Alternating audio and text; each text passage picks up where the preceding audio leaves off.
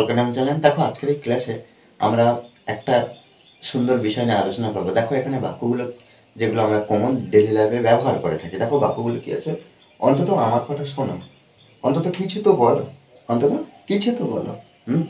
এই যে এই বিষয়গুলো আমরা যখন বলি, এই যে অন্তত ব্যবহার করছি, এটা কিন্তু আমরা প্রত্যেকটা বাক্যে কমন দেখতে পাচ্ছি। যখন আমরা এই যে অন্তত বাক্যের ক্ষেত্রে দেখব, তখন আমরা ইংলিশ কি ব্যবহার করবো এই অন্ততের জন্য? At least, at least, at least. কি ব্যবহার করবো না? অ্যাটলিস্ট।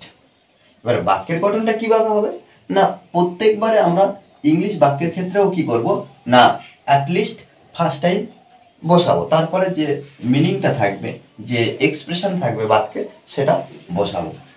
তাহলে প্লাস সেন্টেন্স লিখতে পারি, অন্তত আমার কথা শোনো। এই যে অন্তত আমার কথা শোনো, এখানে আমরা অন্ততর জন্য আমরা কি করব না, অ্যাট লিস্ট ব্যবহার করব।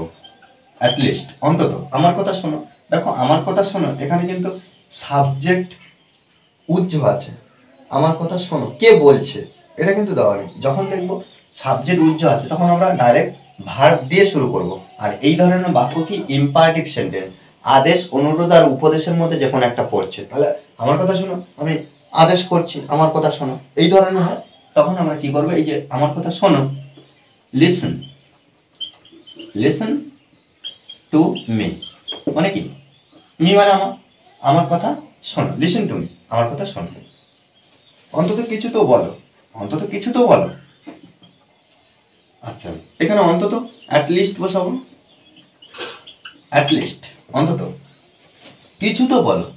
এই যে কিছু তো বলো, বলো সে কিছু তো, সামথিং, সামথিং। ওকে, অন্তত একদিন তো অপেক্ষা করো, অ্যাটলিস্ট অন্তত একদিন তো অপেক্ষা করো। এই যে অপেক্ষা করা কি, অপেক্ষা করা, wait, wait for a day. Okay, at least wait for a day, একদিন তো অপেক্ষা করো। তারপর কি, অন্তত আমাকে বোঝার চেষ্টা করো, অন্তত আমাকে বোঝার চেষ্টা করো। তাহলে এখানে অ্যাটলিস্ট, তাহলে অ্যাটলিস্ট অন্তত আমাকে বোঝার চেষ্টা করো। তাহলে এখানে চেষ্টা করো এটা ভার্ব, আমরা কিন্তু প্রত্যেকবারে কি করছি, এই যে ওয়েট এটা হলো ভার্ব, সে এটা হলো ভার্ব, এগুলো ভার্ব।